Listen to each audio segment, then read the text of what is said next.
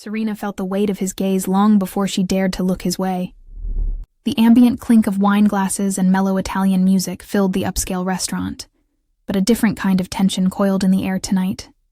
At table 14, a man sat with an aura so commanding that other patrons instinctively whispered and stole glances. He was there. Dante Moretti, the most feared Mafia boss in the city, and he was used to people bending over backward to please him. Yet Serena, a junior waitress on the floor, did something no one ever dared. She ignored him outright. With steady breaths to calm her racing heart, Serena glided past Dante's table, tray balanced gracefully on her palm, offering warm smiles to every guest except the brooding, tattooed man in the corner. Her uniform's crisp white apron swished around her knees as she deliberately busied herself at far-off tables. Filling water here, clearing plates there, anywhere but at Dante's table. Dante's dark eyes narrowed from beneath neatly trimmed raven hair. He drummed his fingers, marked with intricate black ink tattoos curling under the cuffs of his tailored suit, against his untouched wine glass.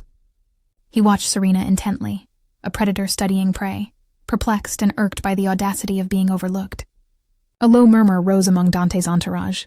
One of his bodyguards leaned forward as Serena passed them by a third time, without so much as a glance. The guard's posture tensed, awaiting his boss's reaction. No one ignored Dante Moretti. Not restaurant owners who owed him protection money, not rival gangsters, and certainly not a waitress barely in her 20s. Serena could feel the burn of Dante's scrutiny on her back. Her pulse thudded in her ears, but she kept her expression serene, living up to her name, as if oblivious to the storm brewing at table 14. She was aware, of course. How could she not be? The entire staff knew who Dante was, what he was capable of. She'd overheard the urgent whisper from the restaurant manager when Dante and his men arrived. Make sure Mr. Moretti has everything he needs, immediately. But Serena had made a decision tonight. She would not cater to a man like him beyond the bare minimum. It was a quiet act of defiance, perhaps foolish, perhaps brave, fueled by a mixture of fear, anger, and principle burning in her chest. As Serena set down a bottle of sparkling water at another table, her colleague Mira hissed under her breath. "What are you doing? That's Dante Moretti over there. He's waiting for service." "I know exactly who he is," Serena whispered back without looking up, adjusting her tray. Her voice was calm, but her hands weren't entirely steady. Only Mira, close enough to notice, saw the slight tremble as Serena reached for an empty breadbasket. Mira's eyes widened in alarm. "Then why aren't you—" "Someone else can serve him," Serena cut her friend off quietly. She forced a tight smile as a customer from table 10 thanked her for the water. Once the customer turned away, Serena added in a lower tone, "I'm not going over there, Mira." Before Mira could protest further, a deep, rich voice cut through the gentle clatter of the dining room. "Excuse me," Dante Moretti called out, his baritone polite, but laced with an unmistakable edge of authority. He raised a hand slightly, summoning her. Conversations at nearby tables hushed. Even the musicians in the corner missed a few beats as the lead violinist's bow quivered off-key. Serena's stomach flipped. This was the moment she had been simultaneously dreading and stubbornly provoking. Every rational part of Serena's mind screamed at her to hurry over, paste on a smile, apologize for any delay, and give the man whatever he wanted. That's what a smart person would do. That's what someone who valued their job, perhaps even their safety, would do. Instead, Serena inhaled slowly, pretending not to have heard him. Her heart hammered against her ribcage. She turned deliberately to pick up a pitcher of water from the waiter's station, as if refilling it were the most important task in the world. Her defiance hung in the air, bold and naked. A few gasps came from a table where diners watched with bated breath. Mira looked as though she might faint, her face gone pale. Dante's eyes flashed with open surprise at Serena's continued slight. He lowered his summoning hand, jaw tightening into an intrigued smirk. The air around him seemed to electrify. He leaned back in his leather-upholstered chair, never taking his gaze off Serena.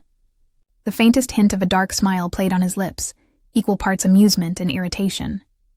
One of his men, a burly fellow in a black suit, shifted as if to rise and compel the waitress over by force. But Dante lifted 2 fingers subtly, a silent command to wait. Serena busied herself wiping an already spotless section of the counter, as though completely unaware of him. But inside she was an earthquake of nerves.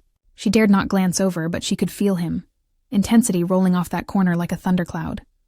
She swallowed against a dry throat, running through the worst-case scenarios in her mind. What's he going to do? Throw a fit?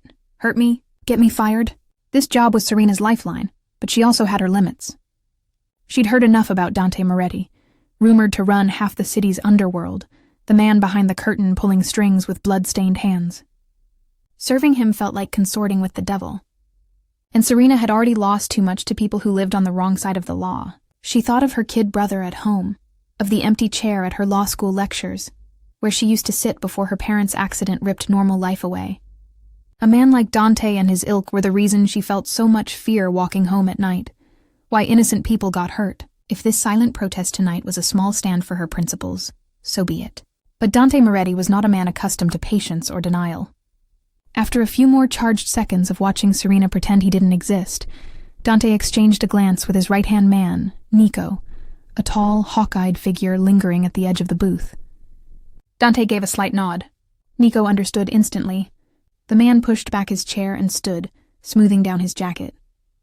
Serena's focus remained on the counter, but she sensed movement approaching. Footsteps with purpose. Her fingers tightened around the handle of the water pitcher as Nico's broad shadow fell over her. "Mr. Moretti would like a word," Nico said in a low, courteous tone that did nothing to mask the steel beneath. It wasn't a mere request. A jolt went through Serena. She looked up into Nico's face. He had the cold, professional look of someone who'd seen years of violence without flinching. Her mouth went dry. I'm busy attending other guests," Serena managed, aware of how weak that excuse sounded even to her own ears. She hated that her voice wavered just a touch. Nico didn't budge. "Now," he said. And though his lips formed a polite smile, the word was edged with quiet menace. Mira was tugging at Serena's elbow with silent pleading, her eyes saying, "Just go." "Are you crazy?" Around them, diners stared openly, sensing a spectacle. Serena realized her stand had only two possible outcomes now: back down or double down. Her heart was pounding so hard it hurt, but a stubborn part of her refused to submit completely. She set down the water pitcher with deliberate calm and drew herself up to her full height, still a head shorter than Nico. "Lead the way," she said, hoping the tremor in her knees didn't show. Nico turned and walked back toward the corner booth. Heads turned and whispers trailed in their wake as Serena followed, her stomach doing flips. She felt Mira's frightened gaze on her back and squared her shoulders a little more. Each step felt surreal, as if the floor might open up. The soft glow of chandelier light glinted off Dante's rings as he steepled his fingers, watching her approach with an unreadable expression. When Serena finally stood at the edge of his table, she noticed details she'd avoided seeing before. The intricate patterns of ink peeking out from under his cuffs and collar. A snake, a rose, hints of letters, curling over strong wrists and a hint of muscular neck. The tailored suit in midnight blue that fit broad shoulders perfectly, and those eyes, dark, dissecting, disturbingly beautiful, fixed on her like she was the most fascinating thing in the room. Dante motioned with two fingers toward the empty spot in the semicircular booth beside him. "Sit," he said softly. A simple word, but laced with a quiet command that made clear it was not optional. Serena's heart skipped. Sit next to him? It was highly irregular for a staff member to join a guest, let alone this guest. Her instincts screamed to keep distance. "I'd prefer to stand, if you don't mind," she replied, careful to keep her tone respectful. She clasped her hands behind her back so he wouldn't see them shake. For a moment, Dante merely regarded her. The corner of his mouth twitched, perhaps in displeasure at her not immediately obeying. One of his men, seated across, shifted as if offended on his boss's behalf. Then Dante slid aside on the leather seat, making a bit more room, and patted the spot again. His smile was calm, but his eyes held Serena captive. "I insist."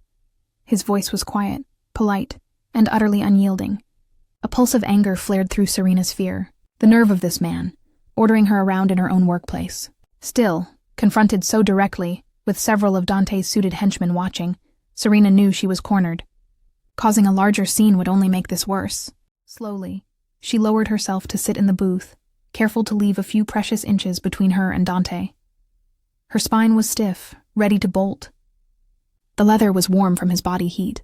Dante watched her, clearly noting the rigid posture and the way her eyes refused to meet his. He found it almost amusing. This young woman who wouldn't even look at him now, after refusing him so openly moments ago. He leaned a fraction closer. Not enough to touch, but Serena felt the slight invasion of her space and went even tauter. A faint whiff of his cologne drifted to her, smoky cedar and something subtly spiced. Under different circumstances, it might have been intoxicating. Right now, it only set her nerves more on edge. "What is your name?" Dante asked, tone conversational, as if this were a normal chat at a bar, rather than an interrogation in a spotlight. "Serena," she answered, eyes fixed forward on the polished wood of the table. She could see her own reflection faintly in it, wide-eyed and tense. "Serena," Dante repeated slowly, tasting the syllables. "Serena?" She pressed her lips together. He wanted her last name. Giving it felt like yielding more information than she wanted to this man. "Just Serena. I'm a waitress here. That's all you need to know, sir." A ghost of a smile crossed Dante's face at her poised response. Across from them, one of Dante's lieutenants let out an incredulous breath, as if scandalized. "You know who I am, don't you, Serena?" Dante's voice deepened on her name. Serena finally turned her head just enough to properly meet those dark eyes. They pulled her in with a gravity that was almost physical.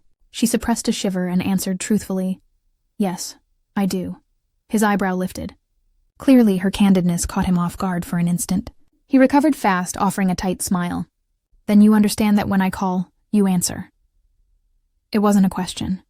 It was a statement of how his world worked, delivered with velvety menace. A spark of defiance ignited in Serena at his presumption. "With all due respect, I was occupied with another table," she replied, voice quieter now, but steady. "I intended no offense." A lie. She absolutely intended to snub him. But she doubted telling Dante Moretti that to his face would end well. Dante considered her, silence stretching. Serena could feel her pulse in her throat. He had a way of looking, unblinking, that made the truth feel exposed. She wondered if he could sense her deception. "Occupied, he murmured. One strong arm draped over the back of the booth behind Serena, casually caging her without even touching her. This restaurant prides itself on attentiveness. I'd hate to imagine the staff is too busy to tend to a guest." Serena swallowed. She could almost feel the heat of his arm near her shoulders. A reminder of how physically overpowering he could be if he chose. Yet she lifted her chin slightly. We're a bit short-handed tonight," she managed, trying to sound apologetic but not submissive. "My colleague was going to attend you shortly." Dante's dark lashes lowered, and he huffed a quiet breath that might have been a chuckle. "Ah, so it wasn't going to be you then?" Her carefully constructed composure threatened to crack. His perception was razor-sharp. She decided honesty, or a version of it, was her best path now.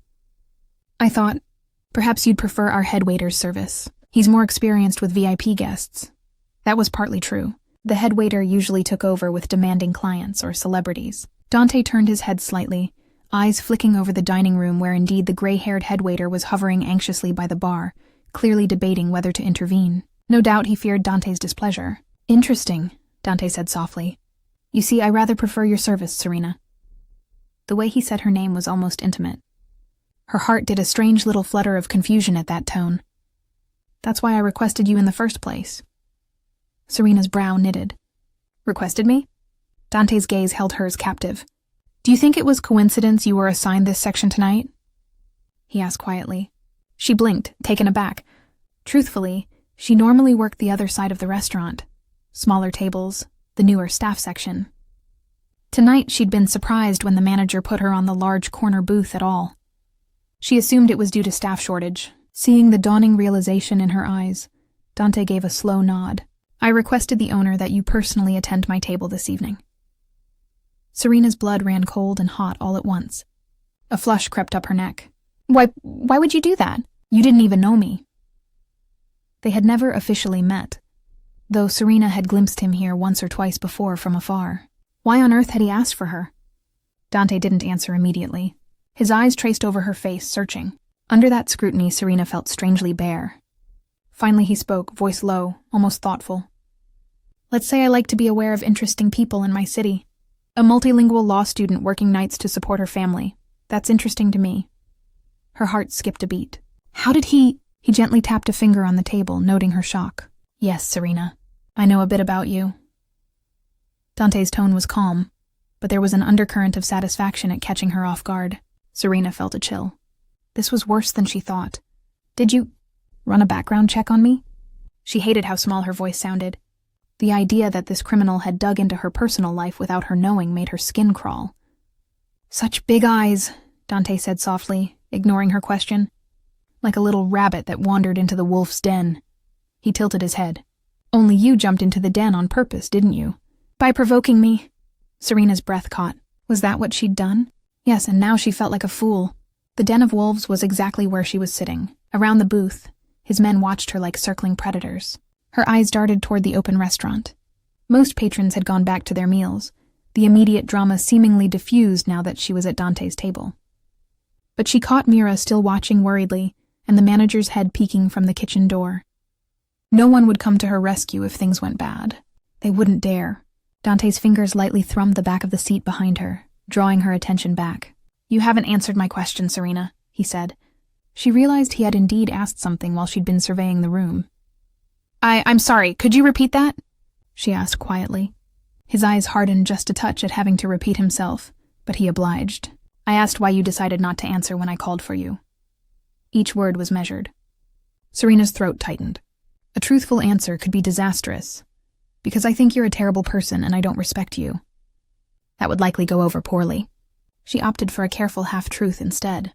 It wasn't personal, she lied, keeping her voice as steady as possible. I was overwhelmed with my duties and... Before she could finish, Dante moved. His hand left the back of the booth and gently yet swiftly gripped her chin between thumb and forefinger, turning her face fully toward him. It wasn't painful, but the sudden contact sent Serena's senses reeling. Gasps sounded from some nearby tables that noticed the startlingly intimate gesture. Look at me, Dante commanded softly. Serena had no choice. Her eyes locked with his. Those dark irises seemed endless at this proximity, holding her in place as firmly as his hand on her chin. Dante's face was close now, his voice low enough for only her to hear. Don't lie to me. We both know you were ignoring me deliberately. Heat flooded Serena's cheeks, from anger at being handled, from fear, and something else entirely that she refused to name. She lifted a shaky hand and tried to pry his fingers away. Dante allowed her to push his hand down, releasing her chin, but he did not retreat far. Her skin tingled where his touch had been, leaving a contradictory mix of impressions. The cool metal of a ring on his pinky finger, the surprising gentleness of his hold, despite the underlying strength. Dante raised an eyebrow, awaiting her true answer. Serena's mind raced. She could double down on denial or face the music. Considering he already admitted to knowing about her background and had specifically arranged for her to serve him, which unsettled her immensely, honesty might be all she had left. Even so, frustration and fear bubbled up as defiance. Fine, she whispered harshly, careful not to let her voice carry beyond their booth. You're right. I did it on purpose. A flash of something. Surprise, respect, crossed Dante's face. Serena went on, words tumbling out in a heated whisper. I know men like you, Mr. Moretti. You think you own everything and everyone around you. You snap your fingers and people jump. Well, I'm not one of your trained dogs. Her heart hammered. She was dangerously close to insulting him outright. She bit back the rest of what she wanted to say. That men like him were why her life went off track. Why her parents were gone. No. That part she couldn't utter. Instead, she finished with a tight, I'm just here to do my job and go home. Serve you, don't serve you, it doesn't matter in the end. I'm irrelevant to you. So let me be and we'll have no problems.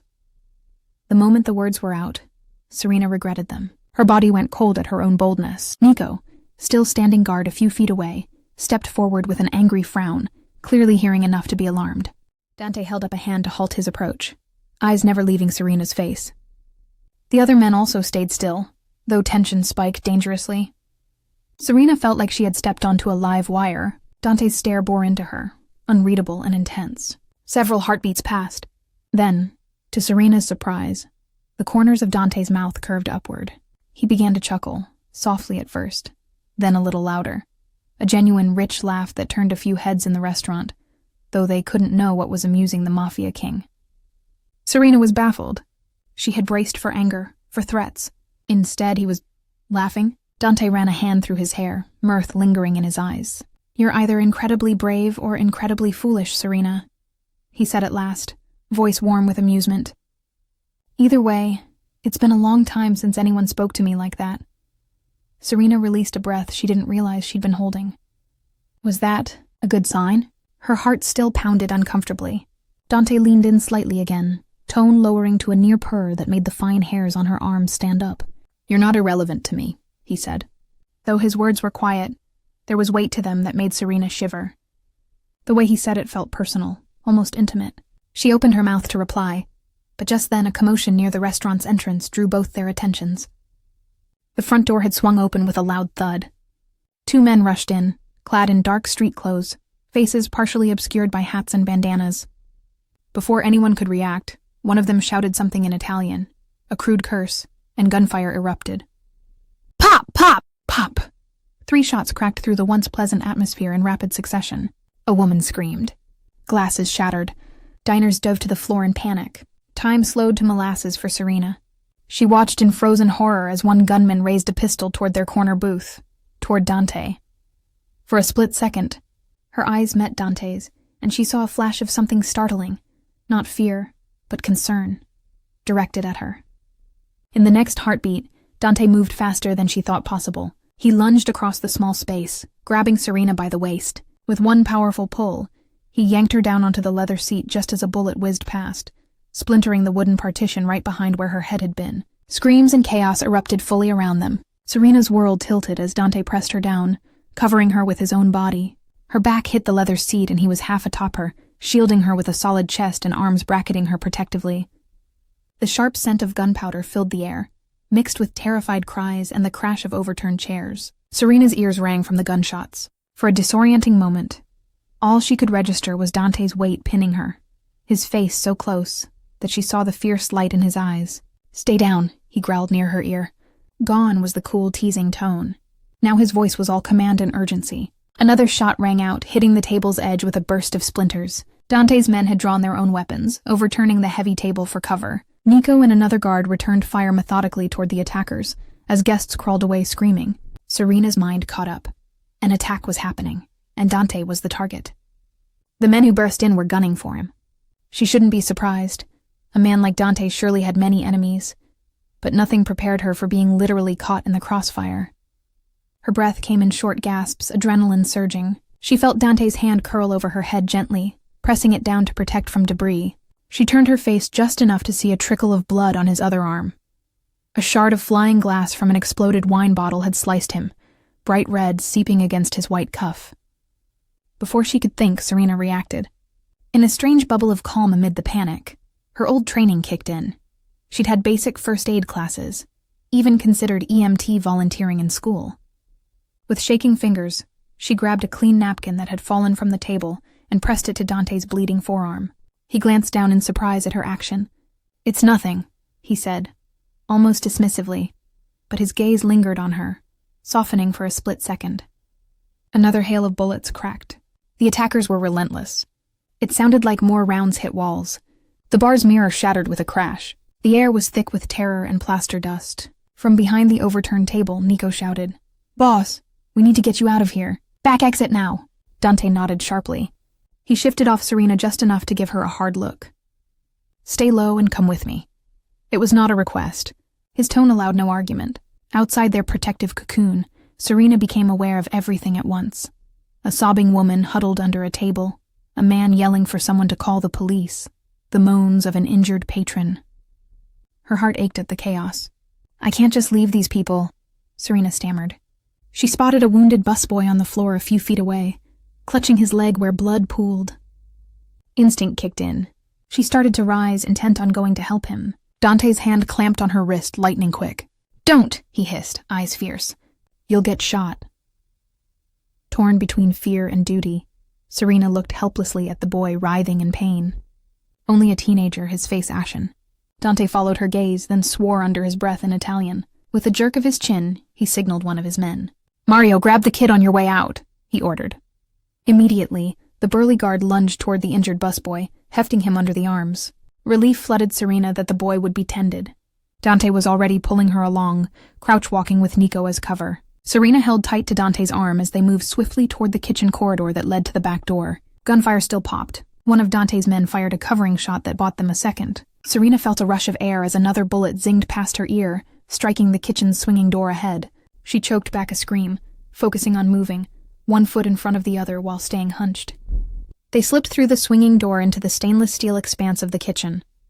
Frightened staff pressed themselves against counters, screaming at the sudden eruption of violence in their midst. Nico led the way to the rear exit, his gun raised.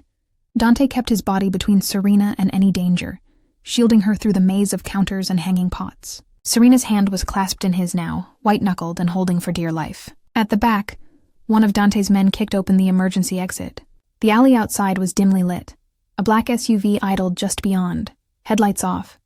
Likely Dante's getaway vehicle, summoned by his forward-thinking crew. Nico dashed out first, checking the alley. "Clear," he barked. Dante hurried Serena toward the SUV. Mario followed, carrying the injured busboy, who whimpered but clung to consciousness. Another guard remained at the door, covering their retreat. Within seconds, Serena was bundled into the back seat of the SUV. Dante slid in right after, slamming the door. Nico jumped into the driver's seat and the engine roared to life. Tires squealed as they sped off into the night, leaving the carnage behind. Serena pressed herself into the leather seat, chest heaving as reality crashed down. She had just survived a shootout. Now she was in a car with the Mafia.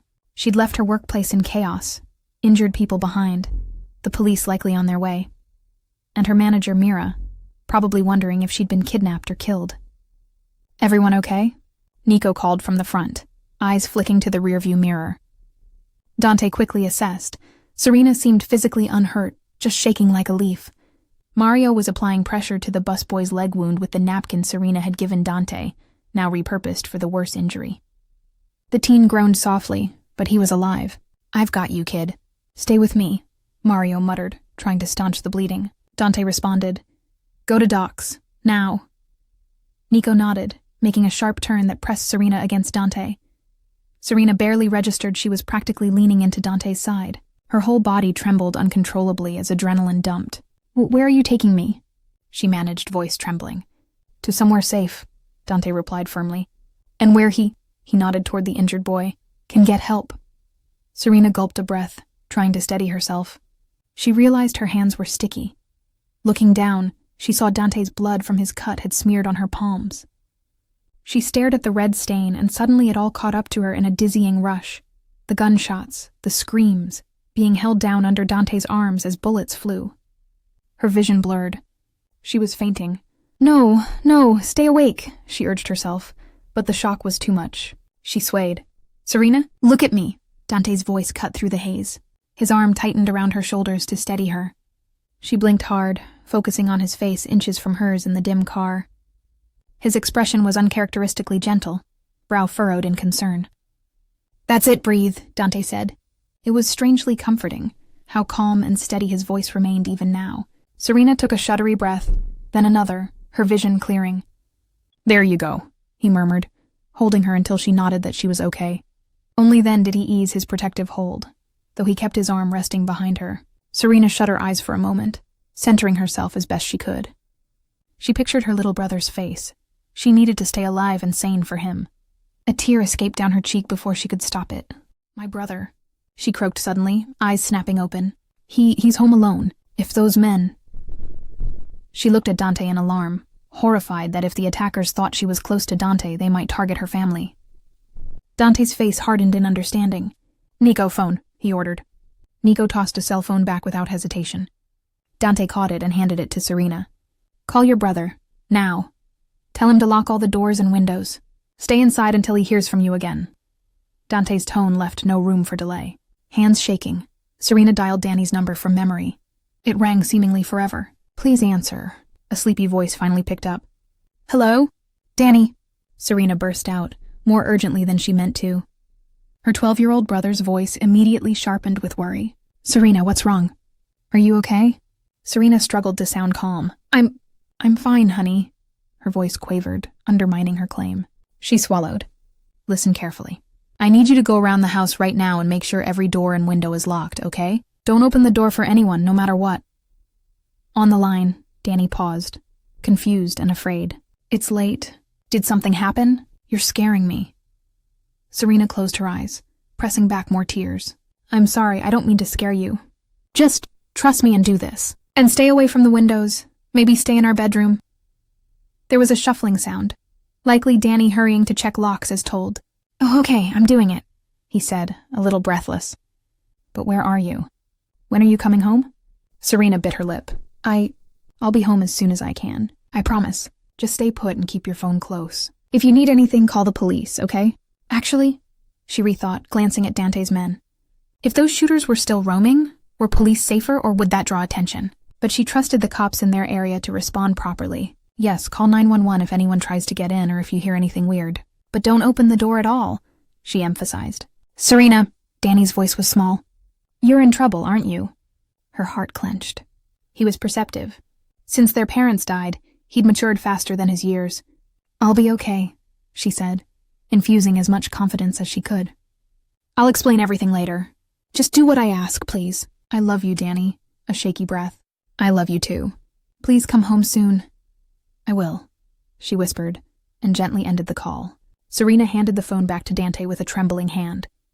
Thank you, she murmured, sincere. Despite every instinct telling her not to trust a man like him, in this moment she was grateful he understood and acted to protect her brother. Dante simply nodded, slipping the phone away. He'll be all right.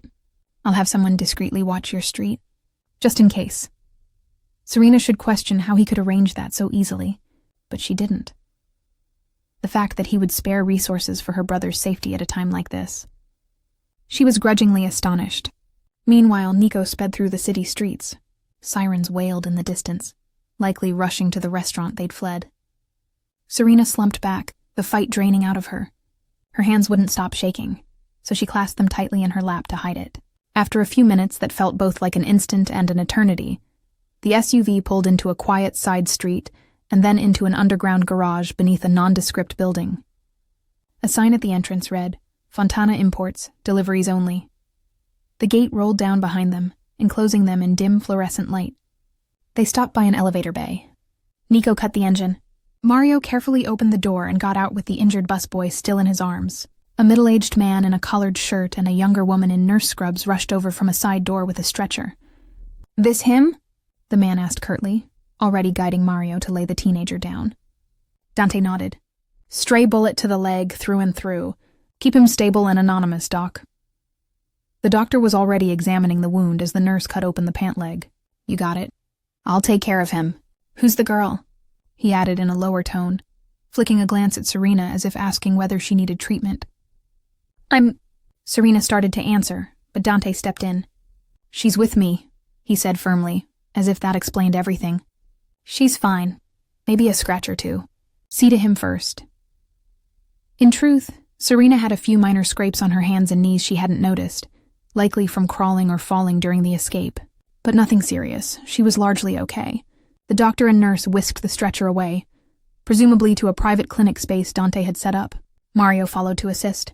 Nico lingered by the car, speaking quietly into a phone, likely coordinating security or getting updates on the attack. That left Serena standing by Dante in the cool garage, utterly out of her depth. Now that immediate danger had passed, an awkward silence grew. Serena realized she was essentially alone with Dante Moretti, the notorious Mafia boss she had been desperate to avoid hours ago. How the tables had turned. Here she was, saved by the very man she defied, her life still in his hands in more ways than one. She must have swayed on her feet, because Dante gently touched her elbow. You should sit. You've had a shock. Serena let him guide her to a low concrete step by the wall. She sank down, legs weak. Thank you, she murmured, taking a moment to breathe. It was all she could think to say. Dante crouched down in front of her so he could look her in the eye. In the harsh light, his features were a mix of hard angles and unexpected softness. A streak of blood, his, stained his shirt sleeve, but he seemed unbothered by his own injury. His focus was entirely on her. You're safe here, he said quietly. No one can reach you, I promise. Something in his tone made her believe him. She nodded faintly. Those men, they were trying to kill you. It wasn't a question, more a stunned realization spoken aloud. A muscle in Dante's jaw ticked. Yes, Serena hesitated, then asked, Because of who you are? Dante's lips pressed into a thin line. His eyes flickered with some emotion she couldn't quite read. Anger, regret, shame. It was gone in an instant. That would be a fair assumption, he answered finally. Serena lowered her gaze. She had resented him as a criminal, but seeing the violent consequences of his world firsthand was entirely different. People were hurt, nearly killed tonight, including possibly herself, all because of these feuds and power plays. A wave of anger surged through her, mingled with exhaustion. Without thinking, she blurted, This is exactly why I didn't want anything to do with you." Her voice trembled, but once she started, she couldn't stop. "People around you get hurt. Your world, it destroys everything it touches. I just wanted to serve tables and go home to my brother. But now—" Her voice broke. "Now I might have lost my job. Innocent people are injured. I'm sitting here covered in blood and—" She wiped at her cheeks, only then realizing tears were spilling. Dante listened silently, face unreadable. When she trailed off, trying to stifle her sobs, he spoke in a measured tone. "I won't let anything happen to you or your brother," he said.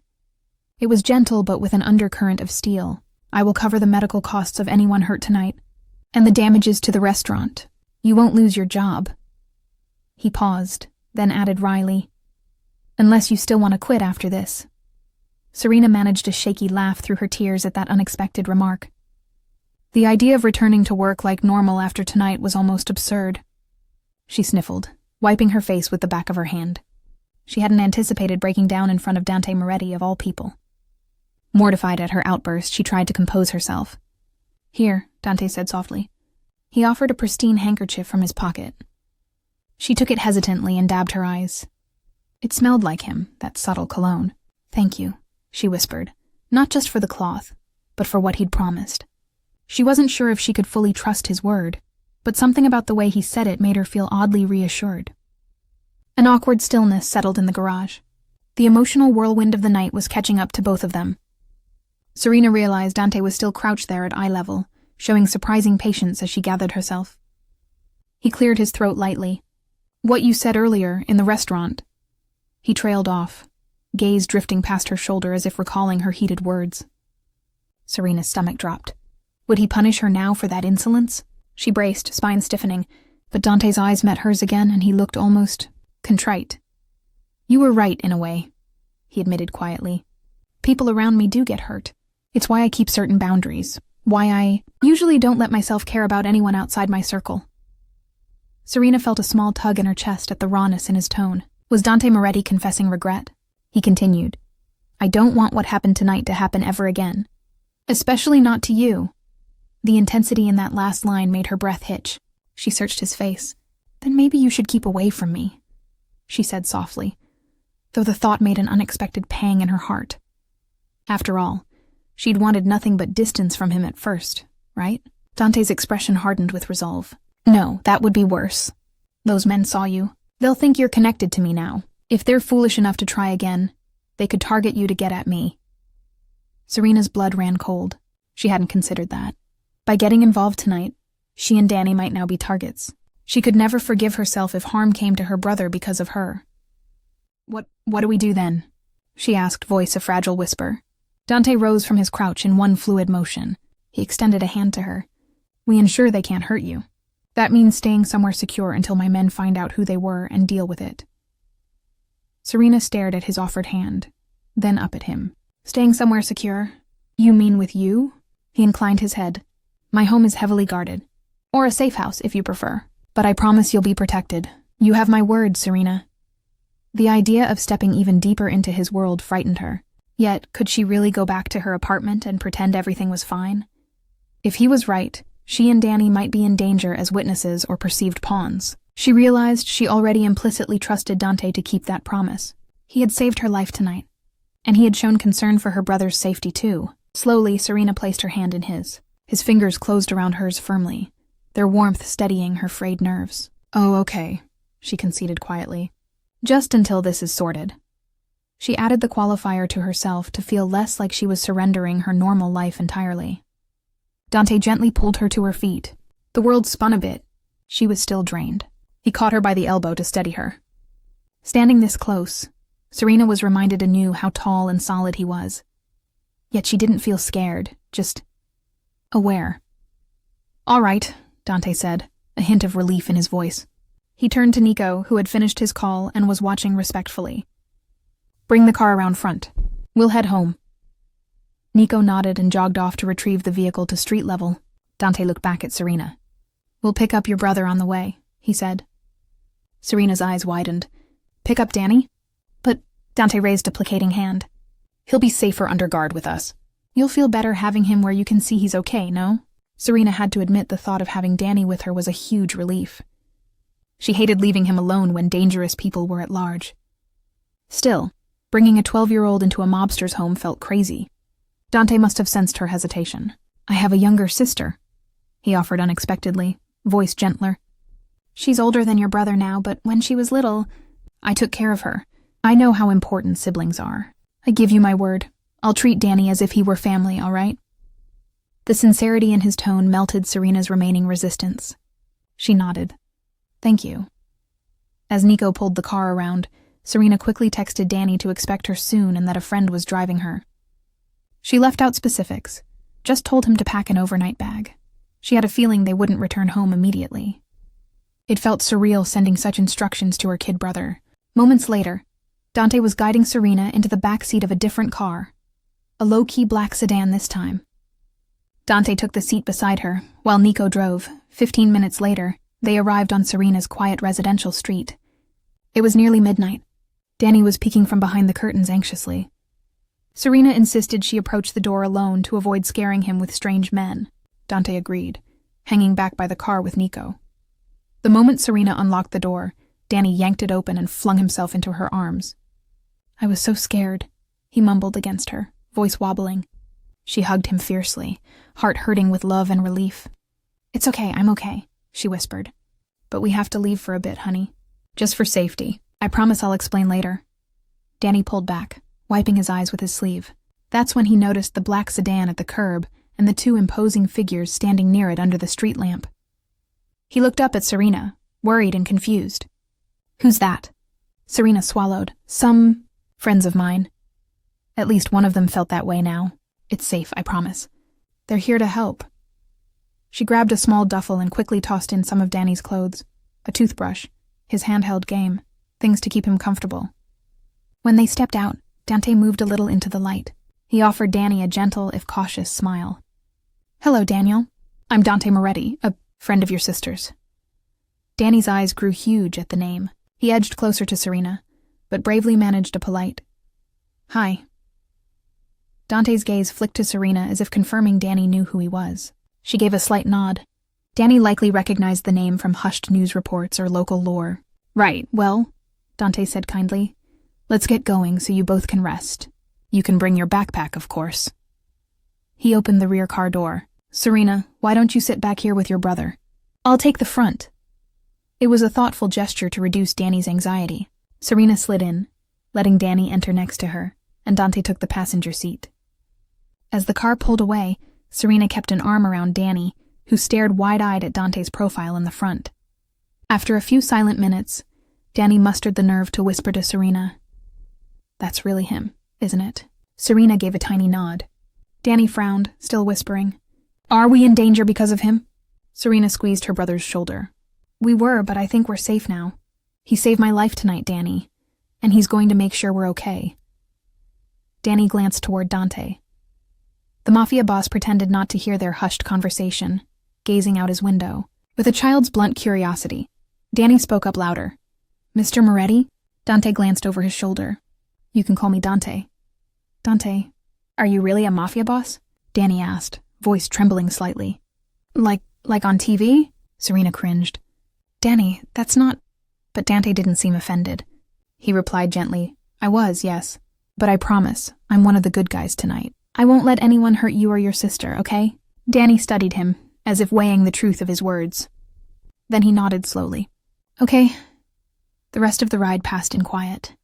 Serena felt exhaustion pulling at her, but adrenaline still coursed. City lights gave way to a more secluded, upscale area by the water. The sedan wound up a private drive to an impressive estate surrounded by high walls and wrought iron gates.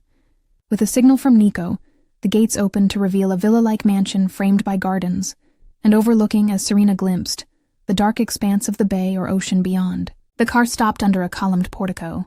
Even in darkness, the house exuded luxury. Soft exterior lights illuminated archways and balconies draped in bougainvillea. It looked like a Mediterranean retreat transplanted near the city. "This is your house?" Danny breathed, awe temporarily eclipsing his fear. "Yes," Dante said, stepping out and then opening the rear door. "It's home."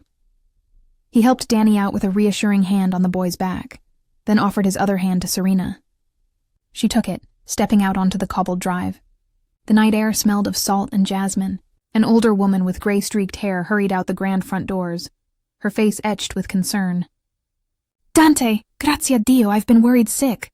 By her apron and familiarity, Serena guessed this was the housekeeper, or perhaps a relative. "I'm all right, Carmela," Dante assured, patting her arm. "But we have guests. Could you prepare the blue bedroom for Miss Serena and her brother? They'll be staying." Carmela's gaze fell on Serena and Danny, taking in their rumpled, blood-stained clothes and exhausted faces. She clicked her tongue sympathetically. "Of course. I'll run a bath and set out fresh clothes, too." She gave Serena a kindly nod. "Welcome, dear. You're safe here." Serena managed a grateful smile. "Thank you." Dante led them through the open double doors into a foyer with a sweeping marble staircase. A chandelier cast warm light over polished wood floors. The interior was elegant and inviting, not ostentatious. Serena's eyes briefly caught paintings of what looked like Italian countryside scenes on the walls, and a faint scent of lemon and cedar, perhaps recently cleaned wood, and Dante's cologne intermingled. Carmela hurried ahead up the stairs. Dante gestured for Serena and Danny to follow. "This way." They walked down a long hallway on the second floor, past a series of closed doors, until Dante opened a set of double doors at the end. Inside was a spacious bedroom suite done in soft blues and creams. A 4-poster king bed dominated the main room, and through an archway they could see a smaller attached sitting room with a daybed and sofa. French doors likely led to a balcony with a view of the grounds. Serena felt Danny squeeze her hand, his earlier awe returning at the sheer opulence. Carmela was already bustling about, pulling plush towels from a cabinet and laying out what looked like pajamas on the bed. "The ensuite bathroom is through there," she pointed to a side door. "Why don't I draw a warm bath for the young master? Poor thing looks like he could use it." Danny looked to Serena for approval. At her nod, he allowed Carmela to gently shepherd him towards the bathroom, though he kept glancing back to ensure Serena was still in sight. "I'll be right here, Danny," Serena assured him softly. Only when he disappeared into the tiled bath with Carmela did she sway on her feet, exhaustion washing over her. Dante was at her side in an instant, steadying her elbow. "Easy. It's been a long night." Serena gave him a tired smile. "You can say that again." He led her to a tufted bench at the foot of the bed. "Sit. I'll ask Carmela to bring something warm to drink." "Really? Serena started to protest that he needn't trouble himself, but Dante was already at the door. Speaking low to another staff member who appeared, Serena caught the word tea and something about milk for the boy. The efficiency of his household was impressive. As Dante returned, Serena looked down at her stained clothes, a stark reminder of the night's events. Blood, wine, dust. She'd have to burn this uniform, she thought wryly. As if reading her mind, Dante offered, "There are clean clothes there." He nodded to the neatly folded piles Carmela had set out. "They might be a little loose, but it's better than what you have." Serena eyed the clothing, a soft-looking ivory sweater and drawstring linen pants for her, and a pair of boys' pajamas for Danny. "Thank you. This is so kind. Way more than we could ever ask." Dante's expression turned serious. "You two can ask me for anything." "You know that, right?" Her cheeks warmed under his steady gaze. I appreciate it," she said quietly. So much had shifted between them, yet she still wasn't sure how to navigate it. This morning she would never have believed she'd be in Dante Moretti's guest room, feeling oddly safe. Dante cleared his throat almost shyly. "I'll let you get cleaned up and rest. My room is just down the hall if you need anything. Carmela or one of the staff will be posted nearby as well." Serena stood, an impulse making her reach out to touch his arm lightly. "Dante." It was the first time she addressed him by first name directly. It felt intimate but right. He looked at her, eyebrows raised slightly in question. She mustered a small smile.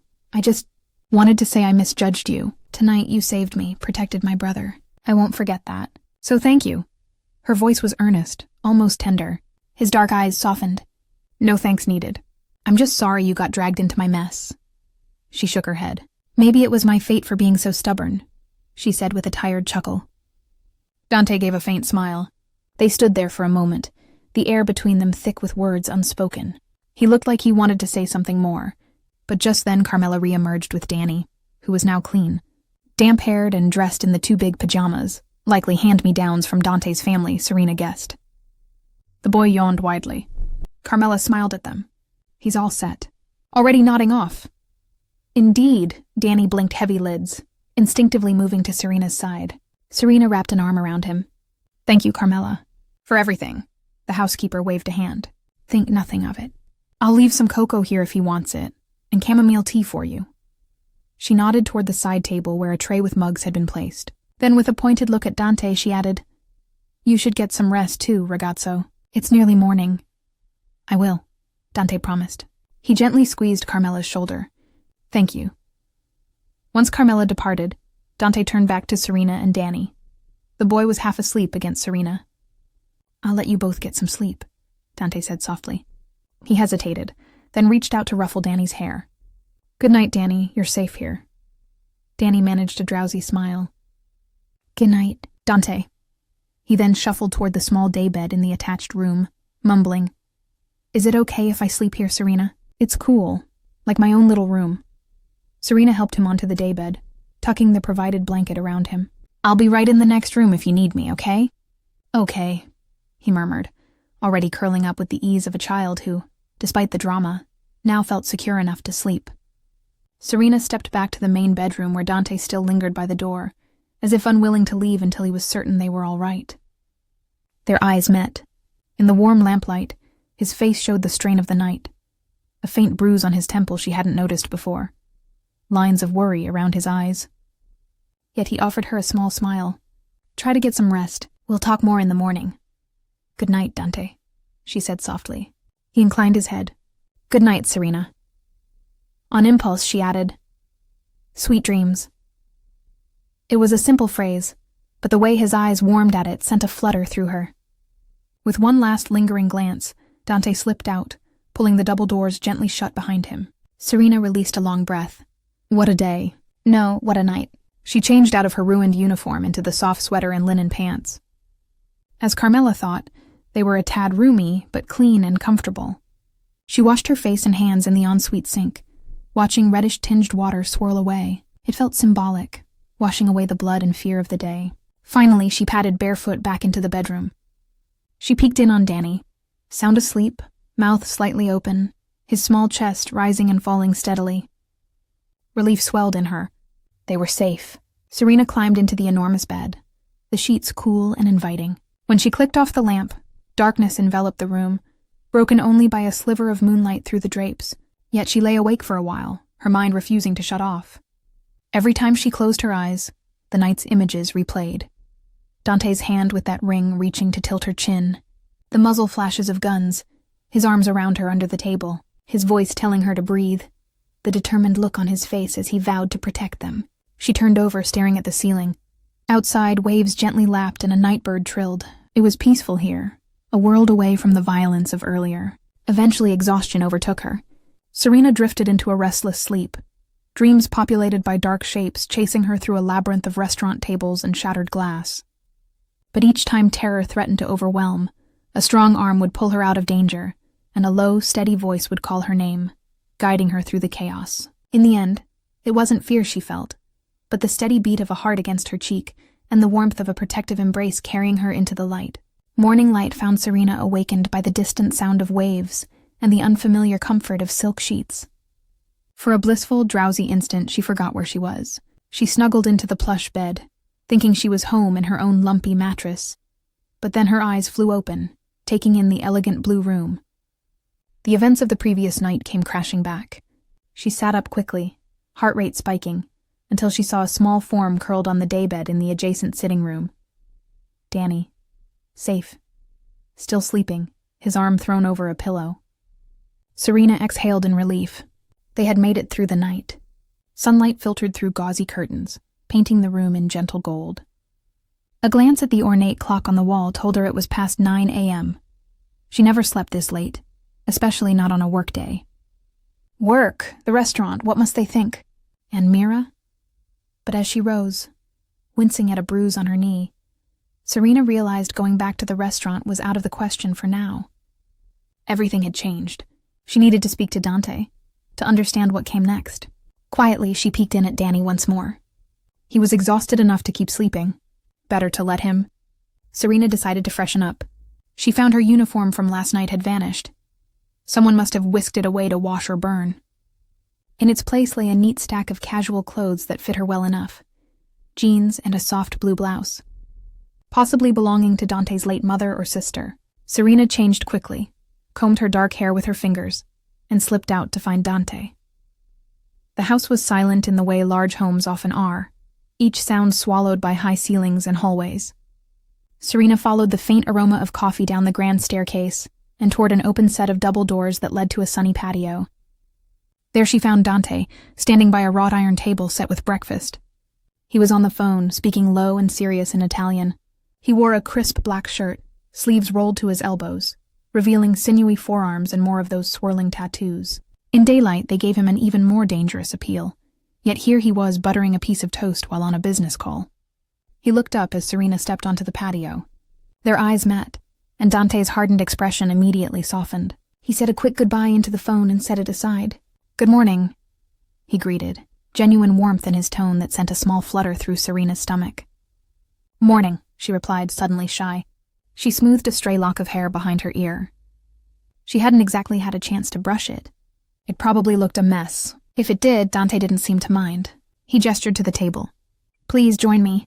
I wasn't sure what you like, but we have fruit, pastries, and coffee, of course." At the mention of coffee, Serena realized how much she needed caffeine. "Coffee sounds amazing," she said, moving to one of the cushioned chairs. A gentle sea breeze caressed her face. The patio overlooked a manicured garden sloping toward a glittering expanse of water beyond the property fence. The bay, she guessed. It was breathtaking. "This place is beautiful," she said softly, taking it in. Dante poured her a cup from a silver carafe. "It was my father's idea. He always wanted a home by the water. Reminded him of the old country." Serena accepted the coffee. "Your father, is he—" "He passed years ago," Dante replied matter-of-factly, though she heard an undertone of pain. "My mother as well, shortly after. I ended up with the house." "I'm sorry," Serena said, heartfelt. She knew what it was like to lose both parents. Dante nodded in thanks. He took a seat across from her. For a moment, both were quiet, sipping coffee and letting the morning calm wrap around them. Finally, Dante spoke. "I have news. About last night." Serena set down her cup, tensing slightly. "What did you find out?" His jaw hardened. "The men who attacked were hired guns, not directly affiliated with any major family. Likely mercenaries paid by someone who wanted to send a message." "Message?" Serena echoed. "To you?" Dante inclined his head. "To me. Or specifically about you." She blinked, unease rising. "Me? I don't even know anyone who would—" Dante held up a hand gently. "It seems word got around quickly that I took an interest in a waitress. Perhaps someone thought to exploit that. One of my rivals, Franco Bianchi. He's been getting bold lately. My sources suggest he orchestrated the hit, thinking to catch me off guard in public. And when they saw me, protective of you, they gave them the idea to use you as leverage." Serena swallowed hard. "So if I hadn't been there, they might not have attacked?" Dante frowned. "No, don't think that. They came to kill me. You being there was just an opportunity to unsettle me. Franco has been looking for a chance to strike. If not last night, another time soon." She processed that. It alleviated a sliver of guilt she didn't realize she carried. Guilt that by provoking Dante, she might have triggered the chaos. But it also sank in deeper that she was entangled in his dangerous world now by mere association. "What will you do?" she asked quietly, dreading the answer. Dante's eyes hardened. "I'm going to deal with Franco before he tries something like that again. I've already sent a message to arrange a meeting to settle this once and for all." Serena's stomach nodded. A meeting in Dante's terms likely meant a violent confrontation. "Dante," he looked at her steadily.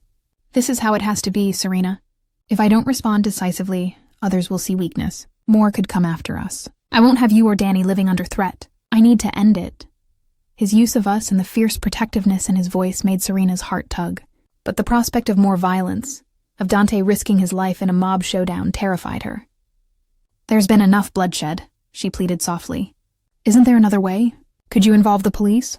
If you know Bianchi did this—" She stopped at Dante's look. It wasn't anger, but disappointment. "You know I can't go to the police, Serena. Not without damning myself and my own people. The law, it doesn't protect men like me. We handle things our way." Serena lowered her gaze. Of course, the law. For a moment she'd let herself forget who he was. She rubbed her temples, anxiety building. Dante reached across the table and gently rested his hand over hers. The contact was warm and unexpectedly comforting. "I promise I'll be careful," he said, voice low. "I've survived many years in this life. I have no intention of leaving it in a box." She flinched at the morbid phrase. He squeezed her hand reassuringly. "I also have no intention of allowing Franco to ever come near you or Danny again. Once this is handled, you'll be free. You both will." Free. The word hung in the air. It implied that right now they weren't free. They were caught in Dante's orbit until he settled this. Serena realized with a small shock that after last night, she did feel a sort of safety in Dante's presence she hadn't expected. Her eyes drifted to where his thumb absently stroked the back of her hand. Such a small gesture, yet it sent her pulse jumping. She should pull away. Remind herself that for all his heroics, Dante was still a criminal. But it was hard to reconcile the ruthless Mafia boss with the man sitting here gently comforting her, making sure she had sugar for her coffee, worrying about her safety. "Thank you," she murmured, voice catching. "For everything. I know I was harsh with you before. Maybe I was naive." She gave a weak laugh. "The law doesn't always stop bad people, I know that. Sometimes I just wish it did. So that you wouldn't have to put yourself in danger again." A wry smile tugged at Dante's lips. "Listen to you, worrying about me now." Serena flushed. "Is that so strange? You've done a lot for me in a very short time. I'm not ungrateful." He looked pleased by her answer. His hand still loosely held hers. Serena hadn't made any move to withdraw it, and truthfully she didn't want to. Dante's gaze flickered to her lips for just an instant before returning to her eyes. Her breath hitched. Had she imagined that? Across the table, Dante's face grew more serious, almost vulnerable. "Last night, when I thought something might happen to you..." He paused, searching for words. "It was different than anything I've felt in a long time. I've seen a lot, done a lot, but the fear that struck me when those bullets flew toward you, that was new." Serena felt a flush creeping up her neck. Was he saying what she thought he was? "I realized," Dante continued quietly, "that I would do anything to keep you safe. Even walk away from all of this, if I could. If that's what it takes." Her eyes widened. Walk away? Did he mean the criminal life? Could he even do that? Dante gave a faint smile. "Don't look so surprised. You said something yesterday about me thinking I own everything. Maybe that was true once.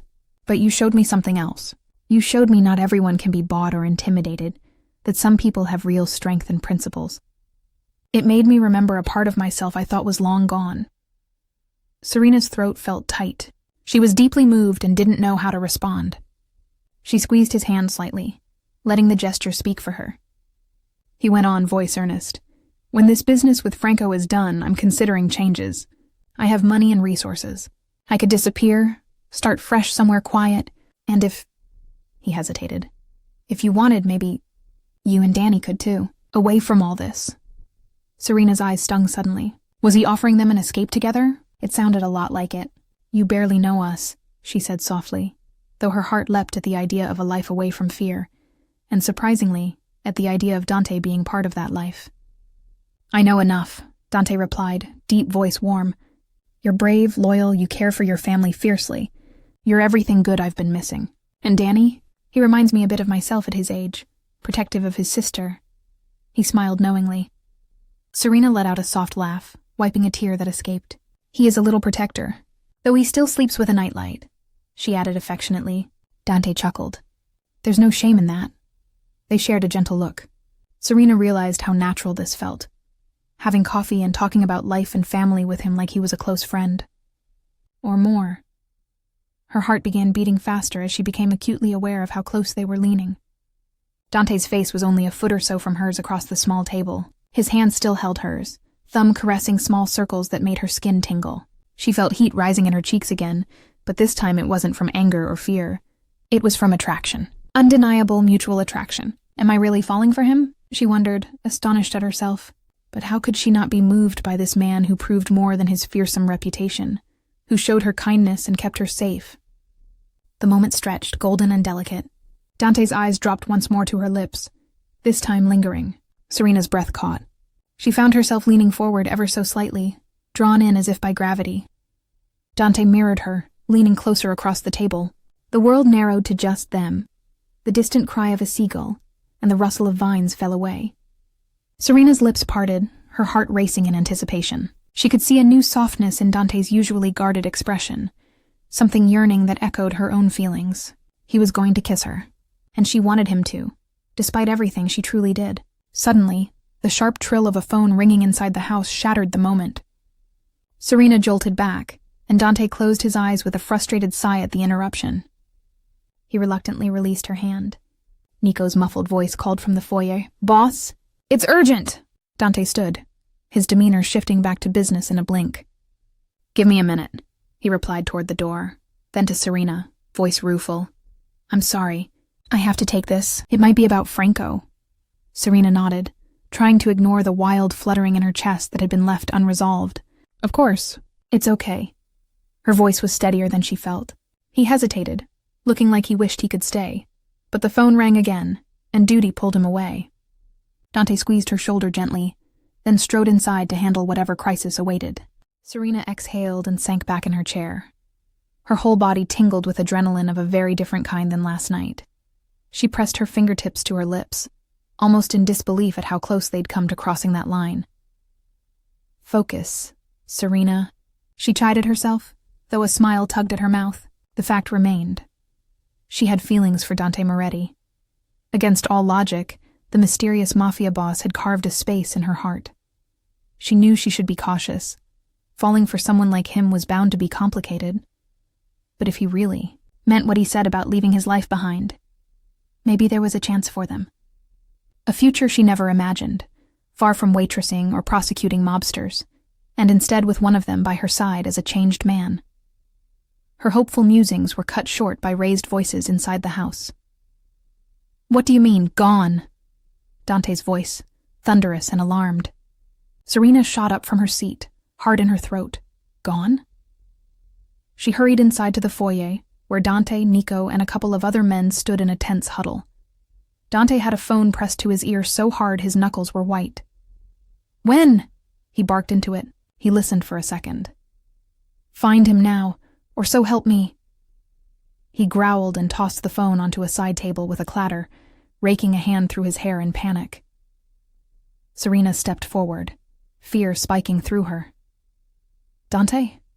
What happened?" Dante turned to her, and the look on his face made her blood run cold. It was a mixture of worry and barely restrained rage. "It's your brother," he said, voice strained. "Danny is gone." For a moment, the words didn't make sense. Serena just stared. "Gone? What do you—" "He's upstairs sleeping. I just saw him—" She whirled, ready to dash back to the bedroom, but Nico stepped into her path, gently grabbing her shoulders. "Serena, he's not there," Nico said, grim resignation in his voice. "I checked. The window in the sitting room is wide open." "Open?" Serena's mind reeled. She had left it closed, hadn't she? Her body went cold. No, he can't be." With surprising tenderness, Nico squeezed her shoulders, steadying her. "We found this by the window." He held up a small white card. On it, scrawled in black marker, were chilling words. "If you want your kid brother back, come to where it all began. Alone. F."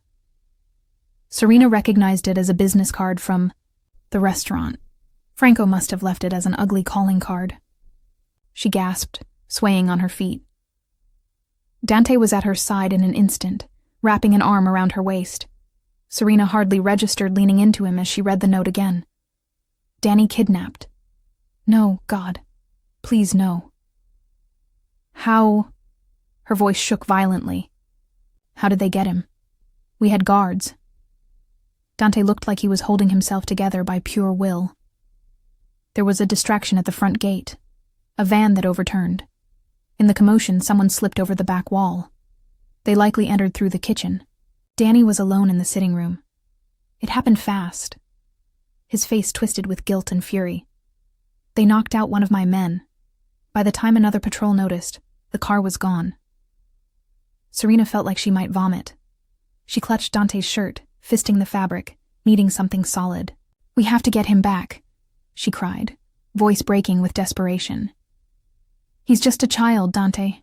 They'll hurt him." "They won't," Dante interrupted fiercely, turning her to face him. Both his hands gripped her shoulders, not ungently but firm enough to demand her focus. "Look at me. I swear to you, we will get him back safely. I will trade my life for his if I have to. The raw determination in his tone steadied her a fraction.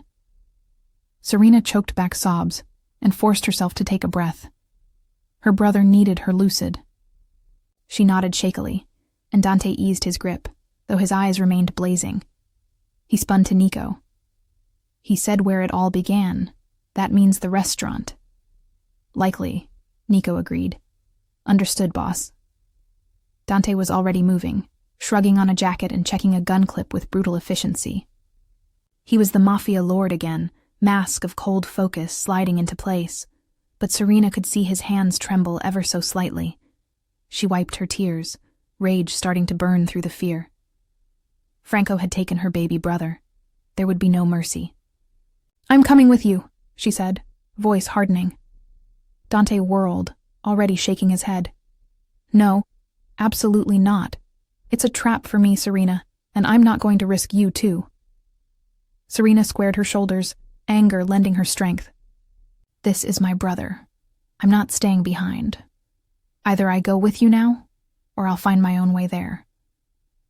Dante looked torn between frustration and reluctant admiration at her resolve. Behind him, one of his other men muttered, She's as stubborn as the boss.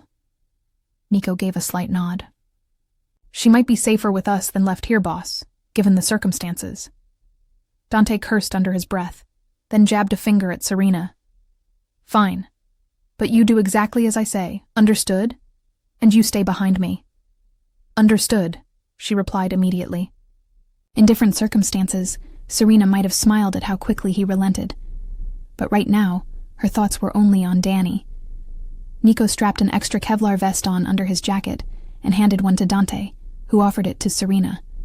It was too large and bulky, but she slipped it on. Dante then opened a cabinet near the foyer and pulled out a compact handgun.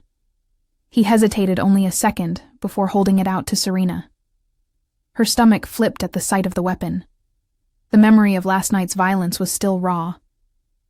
I've never... His voice was gentle but firm. Take it. For protection. Aim and pull, that's it. I pray you won't need it, but... Serena's hand shook as she accepted the cold metal. It felt heavy and wrong in her grasp, but she nodded resolutely. Oh, okay. Dante stepped forward and placed his hands over hers on the gun for a moment, meeting her eyes. Safety's here. Leave it off now. Only use it if you absolutely have to. And if you do... His jaw tightened. Don't hesitate. They won't. Serena swallowed and nodded. She slid the pistol into the deep pocket of the coat Carmela had hurriedly given her, hoping she wouldn't need to draw it. Within minutes, they were back in the car, speeding toward the city. Dante drove this time, wanting control. Serena sat in the back with Nico. To better hide her presence, Dante insisted, in case Franco's lookout spotted the car early. 2 other vehicles with Dante's men followed at a discreet distance for backup. As they raced down the highway, Serena closed her eyes and sent every prayer she knew into the universe. Please let Danny be okay. She also made a silent vow. If her brother was harmed, nothing in heaven or hell would stop her from seeing Franco pay. They approached the restaurant just past noon. It was closed off with police tape from the prior night's investigation, the windows still bullet-pocked. Franco clearly didn't care about subtlety. Dante parked a block away, as instructed by the note. He turned off the engine. They sat for a second in taut silence. Dante took a breath and turned in his seat to face Serena. His eyes bore into hers with equal parts fear and determination. Gently, he reached out and cupped her cheek. If anything goes wrong... No, Serena interrupted, placing her hand over his. Don't you dare say goodbye. A muscle in his jaw twitched. We'll get him out. But Franco, he might not honor his word. I need you to be prepared for anything. Serena nodded, though her heart was in her throat. I am. He studied her for a beat, then unexpectedly leaned forward and pressed a quick, hard kiss to her forehead. Stay behind me, and no matter what happens, keep yourself safe. Danny needs at least one of us. Before she could respond, he pulled away and exited the car. Serena steeled herself, fingers brushing the hidden gun in her pocket, and followed. The midday sun was blinding compared to the dark of earlier. The street was eerily quiet given the circumstances. Dante walked beside Serena, keeping her slightly behind his right shoulder. Nico trailed a few paces back, feigning distance, but she knew he was ready to jump in. The other backup teams remained out of sight for now. They reached the restaurant's front entrance. The door was ajar. Dante pushed it open, the bell tinkling oddly in the silence. Inside, Serena's heart clenched. The dining area was dim, and in disarray from the shootout. Overturned chairs, dried blood staining the floor in places, yellow evidence markers still scattered. It reeked of stale fear and cleaning bleach. And there, in the center of it all, was Franco Bianchi. He stood with a casual arrogance, flanked by 3 goons with guns pointed at the door.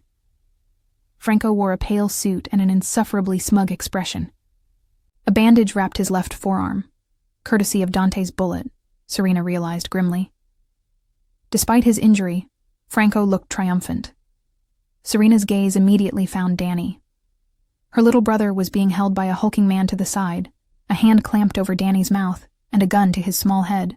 He looked unharmed, but terrified, tears streaking his cheeks. Serena almost broke from cover right then, but Dante stepped forward, keeping himself slightly in front of her. "Franco," Dante greeted in a low, dangerous voice. "You wanted me. Here I am, let the boy go," Franco chuckled, stepping forward. Dante Moretti, always so heroic. "I'll admit, you had me worried last night, running off and all. But look, you came right to me gift-wrapped, and you even brought your pretty little waitress. How sweet." His eyes flicked to Serena, and she saw the malice in them. Rage flared inside her at his gaze, but Dante shifted subtly, blocking Franco's line of sight to her. "You have me. Let the boy go, as agreed. Agreed?" Franco laughed, a cold, rasping sound. "I don't recall agreeing to anything yet. Here's my offer. You surrender, turn over control of your territories to me, and I might let the boy and the girl walk away unharmed. You, however," he smirked, "well, your reign ends today one way or another." Serena's hands curled into fists. She could feel the tension radiating from Dante. Even unarmed, that she could see, he exuded lethal intent. "Franco, you harm that child, and you'll wish the police got to you before I do," Dante growled. Franco rolled his eyes. "Spare me. This whole debacle is because you went soft for a piece of skirt. Did you think you could play house, Moretti? You? Look how easy it was for me to snatch the boy. What if I'd taken the girl instead, He flashed a predatory grin at Serena over Dante's shoulder. "Maybe I still will after I put you in the ground. A little trophy for my victory." Dante lunged half a step forward, fury contorting his face.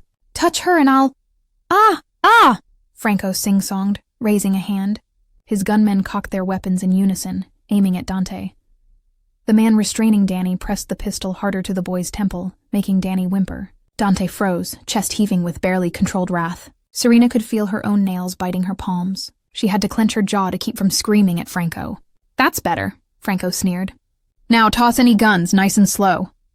Dante raised his hand slightly. From the corner of her eye, Serena saw him slide a small pistol from his waistband with 2 fingers and drop it to the floor. One thug strode forward to kick it away. "Good," Franco said. "Now here's how it's going to go. You, Dante, will walk out that back door with my associates into their van, and we'll take a little drive. Once I have you secure, I'll release the boy. Maybe even the waitress if I'm feeling generous. Though," he leered, "I might keep her around. She's got spirit." Serena trembled with hatred. She subtly shifted her position a half step to the side, trying to get a clear line of sight on the man holding Danny. Dante had told her to stay behind him, but her best shot, literally, at protecting them, might be coming from an unexpected angle. The goon with Danny was about 10 feet to their right, slightly behind the bar, with his attention mostly on Dante. One shot, Serena thought. If she could take that guy down, Dante could probably handle the rest in the confusion, but she had to time it perfectly. Dante's voice rang out, drawing Franco's focus fully back to him. "I'll go with you willingly if you let them go right now.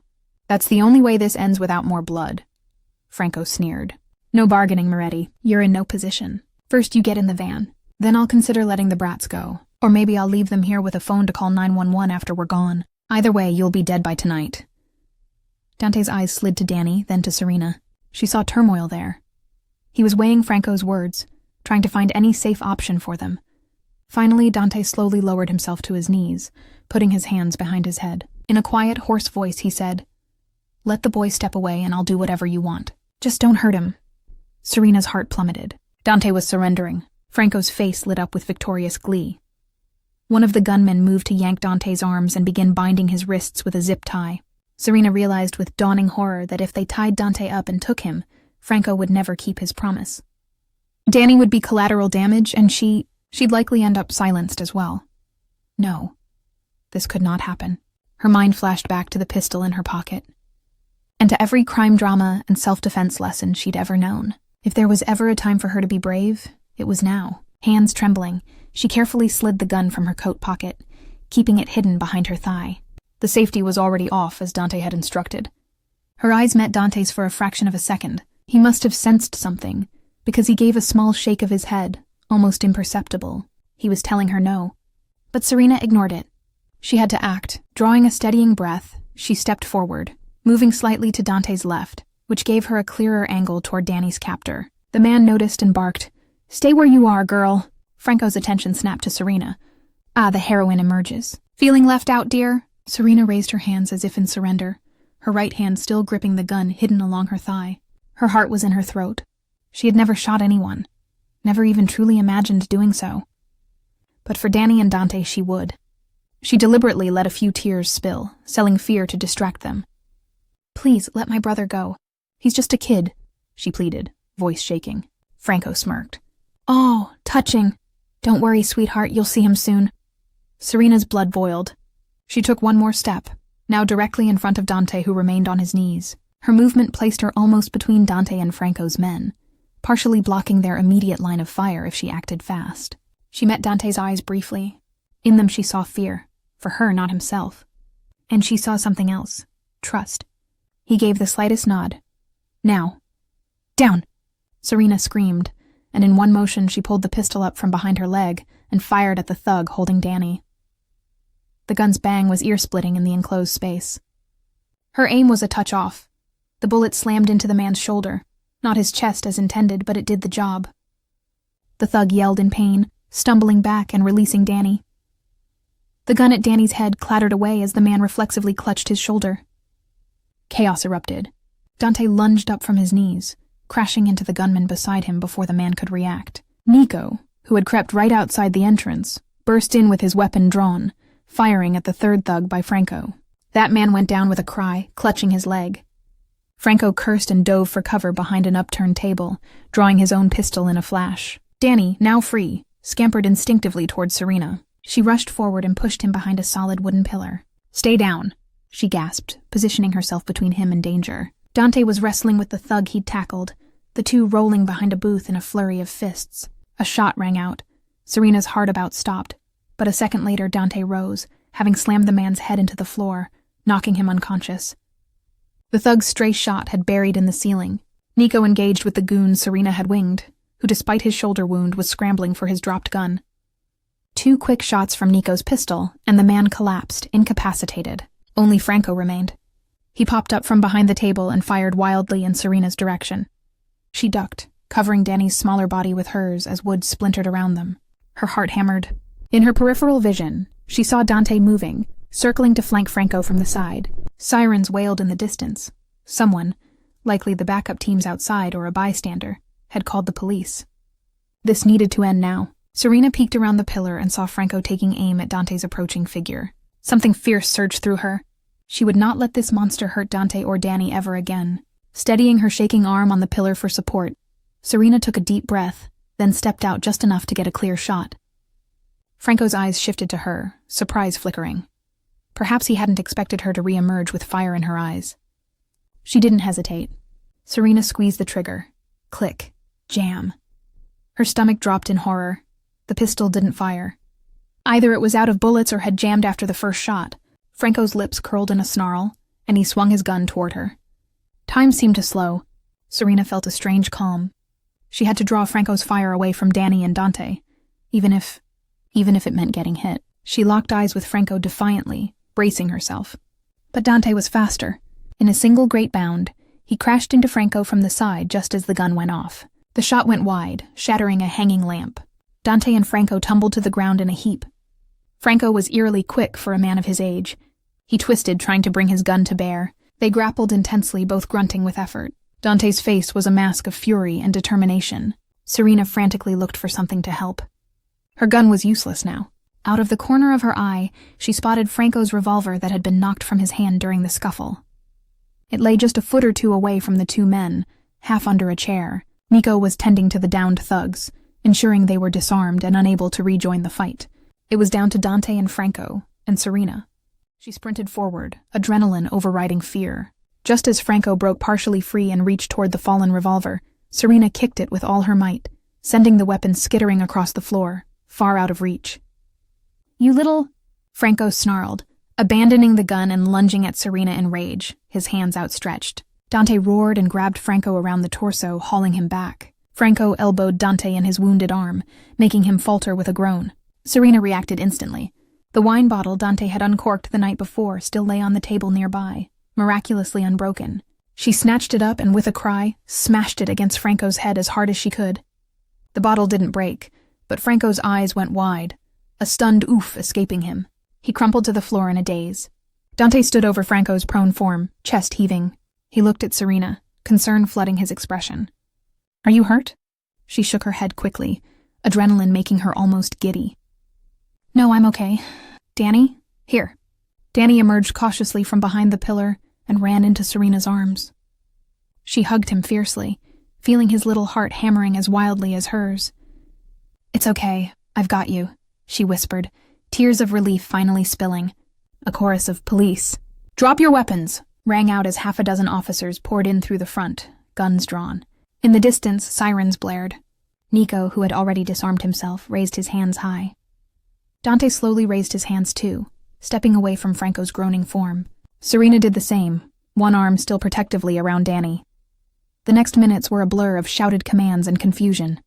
The officers saw the unconscious or wounded kidnappers, saw Franco and Dante, known figures, and had to sort a very bizarre scene. Serena, still holding Danny close, immediately began explaining in a rush. "That man, Franco, he kidnapped my brother. We were rescuing him, he tried to kill us." She probably sounded hysterical, but she didn't care. The truth spilled out in a torrent. A detective she recognized, Detective Alvarez, who occasionally lectured at her law school, gently guided her and Danny aside to take their statement, away from the now handcuffed Franco and Dante. She was reluctant to be separated from Dante, but the last thing she saw was him giving her a small, reassuring nod as two officers patted him down. He didn't resist. By the time Serena finished giving her account, leaving out a few details like her having a gun, simply saying she distracted Franco, paramedics were treating the injured men.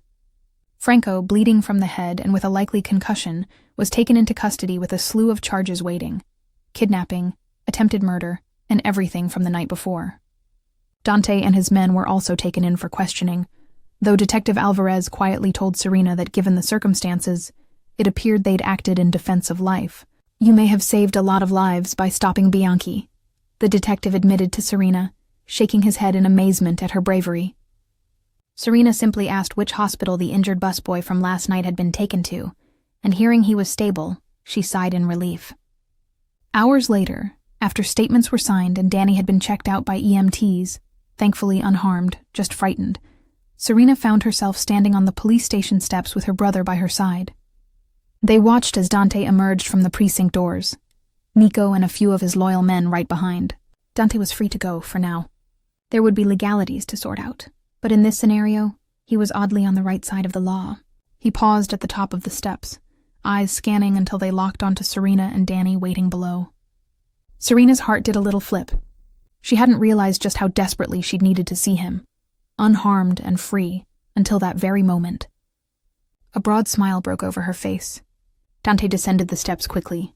Before he could say a word, Serena launched herself forward and threw her arms around his neck, hugging him tightly.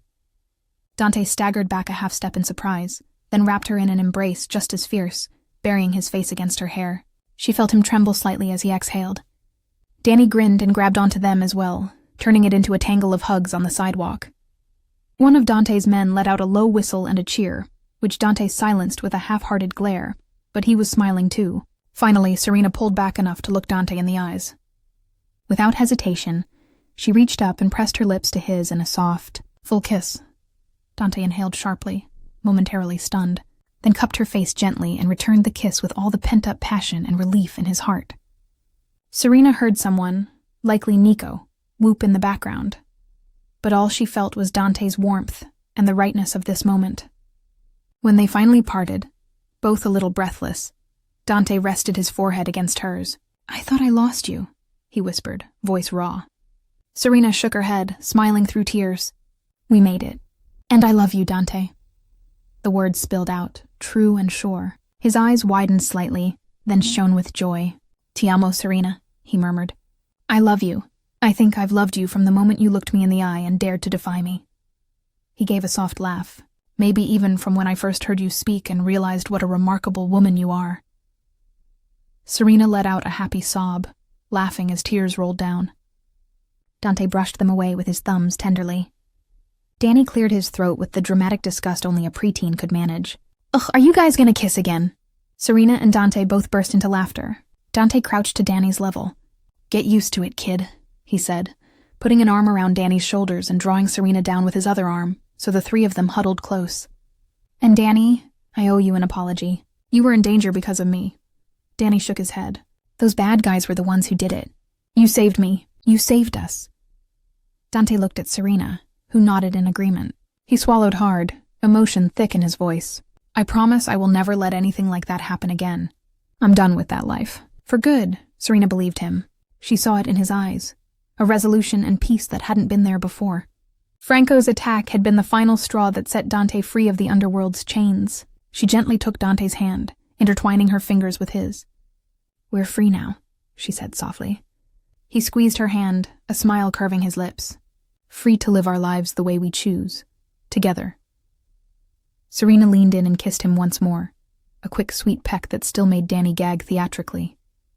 She and Dante laughed, pure happiness bubbling out. As they walked to Nico's car, which he had brought around to give them a ride home, Danny bounded ahead with an energy that only kids have after such an ordeal. He was excitedly chattering about how cool Serena was for hitting the kidnapper with a bottle, and how Dante's tackle was like Captain America or something. It warmed Serena's heart to see her brother already recovering, hero worship in his eyes for Dante. Dante listened amusedly, then swooped Danny up suddenly onto his shoulders as they walked, making the boy yelp in surprise, then laugh. Serena watched them, feeling tears prick again, this time out of sheer gratitude.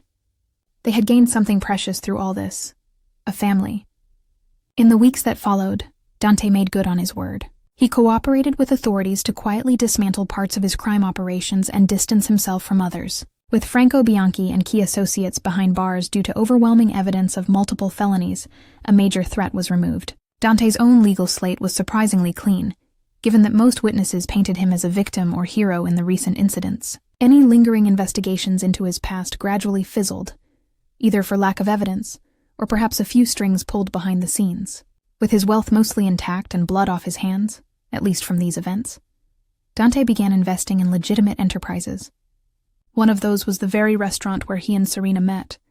It needed new owners after the scandal, and Dante anonymously funded its rebuilding, stipulating that all employees' jobs, including Mira's and the manager's, were secure. Serena had smiled when she heard, "Trust Dante to take care of everyone quietly." As for Serena, she chose not to return to waitressing, with Dante's enthusiastic support. Instead, she picked up her law studies again part-time, and devoted herself to a new project, an outreach program for at-risk youth in the city, to steer them away from crime and violence. Dante volunteered anonymously as a donor and even a mentor in disguise. The kids just thought he was a successful businessman with cool stories. Watching him guide teens on the right path, using his experiences to help rather than harm, made Serena fall even deeper in love. Danny healed too, with therapy and the unwavering love of his sister and Dante, who became an older brother figure that Danny idolized. His nightmares from the kidnapping faded. Soon he was back to being a happy, sarcastic middle schooler, albeit one who boasted to a few close friends that a real-life ex-mob boss was teaching him how to play chess and self-defense. One golden evening about a year later, Serena found herself strolling along a quiet Italian seaside village's cobbled street, hand in hand with Dante while Danny skipped stones in the surf ahead with their dog. The villa they rented for the summer overlooked a peaceful harbor, far removed from the bustle of the city. Dante had indeed walked away from the violent world, and Serena had gladly walked with him. They still spent time in the city for her work and Danny's school, but more and more, they carved out spaces that were just their own, untouched by the past. As the setting sun painted the sky in pinks and oranges, Serena leaned her head on Dante's shoulder. "Have you ever been this happy?" she asked softly. Dante looked down at her, his eyes warm and content. "Never. Not until you." He paused, then in a playful whisper added, "Technically, this all started because you ignored me, you know." Serena laughed, swatting his arm lightly. "Best bad service of your life, hmm?" He chuckled and pressed a kiss to her hair. It definitely earned the biggest tip. "My heart." Serena groaned at the cheesy line, but secretly she loved it. She turned and rose up to kiss him lovingly, the salty breeze tossing her hair around them. Dante kissed her back, slow and sweet, still as captivated by her as that first night. You two are hopeless," Danny's voice called from down the beach, though he was grinning. "Come on, I found a cool crab." Serena and Dante broke apart laughing. Hand in hand, they walked toward Danny, ready to admire his discovery and share in his youthful excitement. They had come such a long way from that fateful night in the restaurant. Through danger and fear, through brave defiance and bold sacrifices, they had forged an unbreakable bond. Serena had helped Dante find the man he could be outside of crime, and Dante had shown Serena depths of love and protection she never knew. No, their life wasn't what either expected, it was better. It was real and honest in theirs. As Serena slipped her arm around Dante's waist and watched Danny proudly pointing out a tiny crab scuttling by the shore, she realized she wouldn't trade a second of the journey that led them here. The waitress and the Mafia boss, an unlikely pair who found love in the most unlikely way, had overcome every demon and danger. Now, under the golden sky of a peaceful new world, they were simply a family, and together, they walked forward into a bright future, far beyond the shadows of the past, where love and hope would forever guide them home.